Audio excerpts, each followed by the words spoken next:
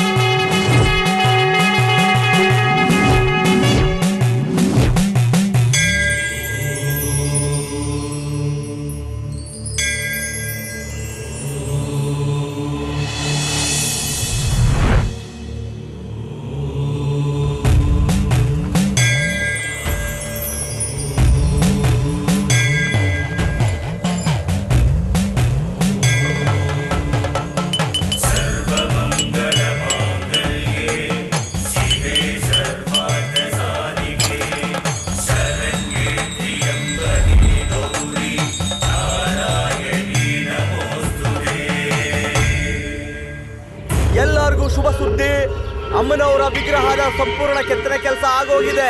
ನಾಳೆ ಪ್ರತಿಷ್ಠಾಪನೆ ಮಾಡ್ತಾ ಇದ್ದೀವಿ.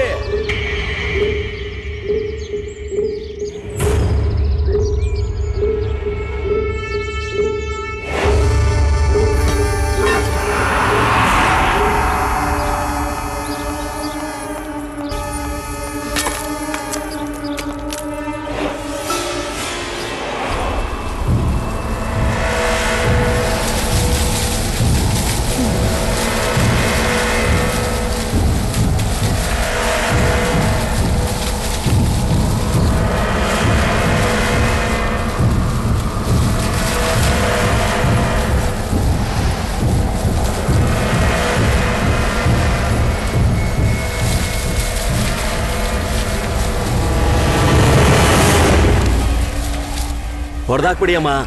ಯಜಮಾನ್ರು ಮಾಡ್ಸಕ್ಕಾಗದೇ ಇರೋ ವಿಗ್ರಹನ ಬೇರೆ ಯಾರು ಮಾಡಬಾರ್ದು. ಬಿಡ್ಬೇಡಿ ಅಮ್ಮ, ಹೊಡೆದಾಕ್ಬಿಡಿ. ಈಗಲೇ ಹೋಗಿ ಆ ವಿಗ್ರಹನ ಹೊಡೆದಾಕ್ಬಿಡಿ ಅಮ್ಮ, ಬಿಡ್ಬೇಡಿ.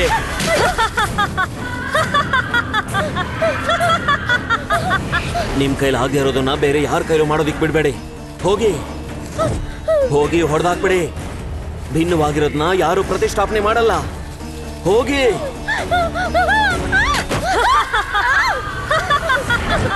ನಮ್ಮ ಯಜಮಾನ್ರು ಮಾಡ್ದಿರೋ ಕೆಲಸನ ಬೇರೆ ಯಾರು ಮಾಡಬಾರ್ದು. ಹೊಡೆದಾಕಮ್ಮ, ಹೊಡೆದಾಕಿ. ಹೋಗಿ ಅತ್ತೆ, ನಿಮ್ಗೆ ಪಾಪ ಮಾಡೋ ಅಭ್ಯಾಸ ಇದೆ ಅಲ್ವಾ? ಹೋಗಿ, ಈ ಪಾಪನ ಮಾಡ್ಬಿಡಿ. ಹೋಗಿ ಹೋಗಿ.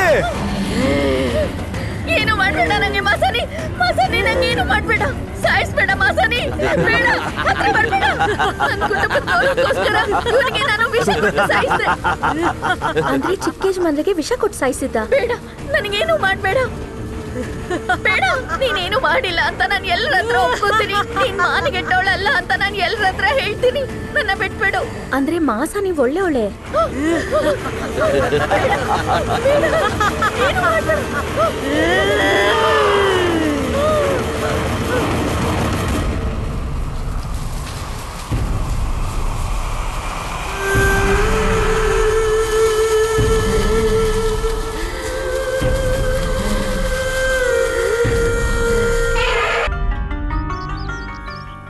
ಏಯ್, ಎಲ್ಲ ಕಣಪ್ಪ, ಇವನ್ ಯಾಕೆ ವಿಶ್ವ ಇಲ್ಲಿ ಕೂತವನೆ? ನೋಡು ವಿಶ್ವ, ನೀನ್ ಇಲ್ಲಿ ಇರ್ಬಾರ್ದಪ್ಪ. ಜಾತ್ರೆ ಮುಗಿದ್ಮೇಲೆ ನಿನ್ನ ಎಷ್ಟೊಂದು ಹುಡ್ಕದ್ವಪ್ಪ. ಯಾಕೆ ನಾನಿಲ್ಲಿ ಇರಬಾರ್ದ? ಇಲ್ಲೆಲ್ಲ ಅನಾಥರು, ಊರಿಂದ ಬಹಿಷ್ಕಾರ ಹಾಕಿಸ್ಕೊಡಿರುವಂತ ಜನ ಅಂತವ್ರಿರುವಂತ ಜಾಗ ಕಣಪ್ಪ ಇದು. ನೀನಂತೂ ನಾವು ಪೂಜೆ ಮಾಡುವಂತ ವಿಗ್ರಹ ಕೆತ್ಕೊಂಡಿದ್ಯಾ. ನೀನ್ ಇಲ್ಲೆಲ್ಲ ಇರಬಾರ್ದಪ್ಪ. ಬಾರಪ್ಪ. ಈ ಹುಡುಗ ಯಾರು ಗೊತ್ತಾ? ನಿಮ್ ನೆನಪುಗಳೆಲ್ಲಾನು 25 ವರ್ಷಗಳ ಹಿಂದಕ್ಕೆ ತಗೊಂಡು ಹೋಗಿ ನೋಡಿ. ಅವತ್ತು ಜೋರ್ ಮಳೆ, ಇಲ್ಲೊಬ್ಬ ತಾಯಿ ಹೆರಿಗೆ ನೋವಲ್ಲಿ ಒದ್ದಾಡ್ತಾ ಇದ್ಲು. ಅವತ್ತು ಇದೇ ಶಿಲ್ಪಿ ನಿಮ್ ಮನೆ ಕದ ತಟ್ಟಿ ದಯವಿಟ್ಟು ಯಾರಾದ್ರೂ ಬಂದು ಸಹಾಯ ಮಾಡಿ ಅಂತ ಬೇಡ್ಕೊಂಡೆ. ಆಗ ನೀವೆಲ್ಲ ಅವಳಿಗೆ ಈ ಊರಲ್ಲಿ ಬಹಿಷ್ಕಾರ ಹಾಕಿದೀವಿ, ಅವಳಿಗೆಂತ ಸಹಾಯ ಅಂತ ಯಾರು ಬರಲಿಲ್ಲ. ಅವತ್ತು ಆ ತಾಯಿಗೆ ಈ ಮಂಟಪದಲ್ಲಿ ಹುಟ್ಟಿದ ಮಗುವೆ ಈ ವಿಶ್ವ. ಅವತ್ತು ಹೆರಿಗೆ ಆದ್ಮೇಲೆ ಪ್ರಾಣ ಕಳ್ಕೊಂಡ ತಾಯಿ ಮಾಸಾನಿ. ನಿಜ ಏನು ಅಂತ ತಿಳ್ಕೊಳ್ದೆ ನಮ್ಮ ತಾಯಿಗೆ ಎಲ್ಲಾರು ಸೇರಿ ಬಹಿಷ್ಕಾರ ಹಾಕಿದ್ರಿ. ಈಗ ನಾನು ಅವಳು ಹೆತ್ ಮಗ ಅಂತ ಗೊತ್ತಾಯ್ತಲ್ಲ, ನನಗೂ ಬಹಿಷ್ಕಾರ ಹಾಕ್ತೀರಾ? ಆಹಾ, ನಿನಗ್ ಬಹಿಷ್ಕಾರ ಹಾಕ್ಬೋದಪ್ಪ. ಆದ್ರೆ ಇವತ್ತು ನೀನ್ ಕೆತ್ಕೊಟ್ಟಿರೋ ವಿಗ್ರಹನೇ ದೇವರು ಅಂತ ಪೂಜೆ ಮಾಡ್ತಿದ್ದಾರೆ. ಅದನ್ನ ಇವನ್ ಕೆತ್ಕೊಟ್ಟಿದ್ದಾನೆ ಅಂತ ಆ ದೇವ್ರಿಗೆ ಬಹಿಷ್ಕಾರ ಹಾಕ್ಬಿಡ್ತೀರಾ? ವಿಗ್ರಹ ಪ್ರತಿಷ್ಠಾಪನೆ ಆಗದೆ ನಾವು ಪಟ್ಟಿರೋ ಕಷ್ಟ ಎಲ್ಲ ನಿಮ್ಗೆ ಗೊತ್ತು ಸ್ವಾಮಿ. ಇಷ್ಟು ವರ್ಷಕ್ಕೆ ಇವತ್ತ ನಮ್ಮ ಊರು ಸಂತೋಷವಾಗಿರೋದು. ವಿಶ್ವ, ಈ ಊರಿಗೆ ನಿನ್ನನ್ನ ಯಾಕೆ ಕಳಿಸಿದ್ನೋ ಆ ಕೆಲಸ ಮುಗೀತು. ಬಾ ಹೋಗೋಣ. ದೇವಸ್ಥಾನದಲ್ಲಿ ನೀನ್ ಕೆತ್ತಿರೋ ವಿಗ್ರಹನ ನಾನು ನೋಡ್ದೆ. ದೇವಿ ವಿಗ್ರಹ ಕೆತ್ತು ಅಂತ ಹೇಳಿದ್ರೆ ನಿಮ್ ತಾಯಿ ವಿಗ್ರಹನೇ ಕೆತ್ತಿದೆಯಲ್ಲಪ್ಪ. ಅವನ್ನ ಎಲ್ಲಿ ಕರ್ಕೊಂಡು ಹೋಗ್ತಾ ಇದ್ದೀರಾ? ಅವನು ನಮ್ ಜೊತೆನೇ ಇರ್ಬೇಕು. ಯಾವ ಆಧಾರದಲ್ಲಿ ಹೇಳ್ತಾ ಇದ್ದೀರಾ? ಅವನ ದೇಹದಲ್ಲಿ ನನ್ನ ತಮ್ಮನ ರಕ್ತ ಹರಿತಾ ಇದೆ. ಇಲ್ರಪ್ಪ, ಈ ಊರಲ್ಲಿ ನೀವು ಜಾತಿ ಮತ ಅನ್ನೋ ಗೋಡೆಗಳು ಕಟ್ಟಿದ್ದೀರಾ. ಇವನು ಮಾಸ ನಿಮ್ ಮಗ ಆಗಿರೋದ್ರಿಂದ ನೀವೆಲ್ಲ ಇವನನ್ನ ಆ ಗೋಡೆಯಿಂದ ಆ ಕಡೆ ಇಡ್ತಿರೋ ಹೊರತು ನೀವು ಅವನನ್ನ ಜೊತೆಲಿಟ್ಕೊಳ್ಳಲ್ಲ. ಹಾಗೆಲ್ಲ ಇಲ್ಲ. ಯಾವತ್ತು ಅವನ್ ಕೆತ್ತಿರೋ ವಿಗ್ರಹನ ದೇವಸ್ಥಾನದಲ್ಲಿಟ್ಟು ಕೈ ಎತ್ತಿ ನಮಸ್ಕಾರ ಮಾಡ್ತಿದೀವೋ ಅವತ್ತೇ ಈ ಮನ್ಸಲ್ಲಿರೋ ಜಾತಿ ಭೇದ ಹೊರಟೋಯ್ತು. ಮಾಸಾನಿ ತನ್ನ ಮಗನ ಮೂಲಕ ಅದನ್ನೆಲ್ಲ ಒಡೆದಾಕ್ಬಿಟ್ಲು. ಇನ್ ಮುಂದೆ ಈ ಊರಲ್ಲಿ ಜಾತಿ ಮತ ಅನ್ನೋ ಭೇದ ಇರಲ್ಲ. ಗೊತ್ತೋ ಗೊತ್ತಿಲ್ದೇನೋ ನಮ್ ಕುಟುಂಬ ಮತ್ತೆ ಈ ಊರು ಮಾಸಾನಿಗೆ ತುಂಬಾ ಅನ್ಯಾಯ ಮಾಡ್ಬಿಡ್ತು. ಅದಕ್ಕೆ ನಮ್ಗೆ ಪ್ರಾಯಶ್ಚಿತ ಆಗ್ಲೇಬೇಕಲ್ವಾ? ವಿಶ್ವ ಬರೀ ವಿಗ್ರಹದ ಕಣ್ಣು ಮಾತ್ರ ಅಲ್ಲ, ಇಡೀ ಊರವ್ರ ಕಣ್ಣನ್ನೇ ತೆರೆಸ್ಬಿಟ್ಟ. ಇನ್ನು ನನ್ನ ಮಾತಲ್ಲಿ ನಂಬಿಕೆ ಇಲ್ಲ ಅಲ್ಲ? ನನ್ನ ಮಗಳನ್ನ ಇವನು ಕೊಟ್ಟು ನಾನು ಅಳಿಯನ್ ಮಾಡ್ಕೋತೀನಿ. ಈಗೇನ್ ಹೇಳ್ತೀಯಪ್ಪ? ನನ್ಗೆ ಯಾರು ಬಂಧು ಬಳಗ ಇಲ್ಲ ಅಂತ ಹೇಳ್ತಿದ್ಯಲ್ಲ, ಇವಾಗ ನಿನ್ಗೆ ಎಲ್ಲಾ ಬಂಧು ಬಳಗ ಸಿಕ್ಕಿದ್ದಾರೆ ನೋಡು, ಅವ್ರ ಜೊತೆ ಹೋಗಪ್ಪ. ನೀವು ನಮ್ ಜೊತೆನೇ ಇರ್ಬೇಕು. ಅಂತೂ ಇಂತೂ ದೇವಿ ವಿಗ್ರಹದಿಂದ ನೀನು ಈ ಊರಿಗೆ ಬರೋ ಹಂಗಾಯ್ತು. ತುಂಬಾ ಸಂತೋಷ ಆಗ್ತಿದೆ.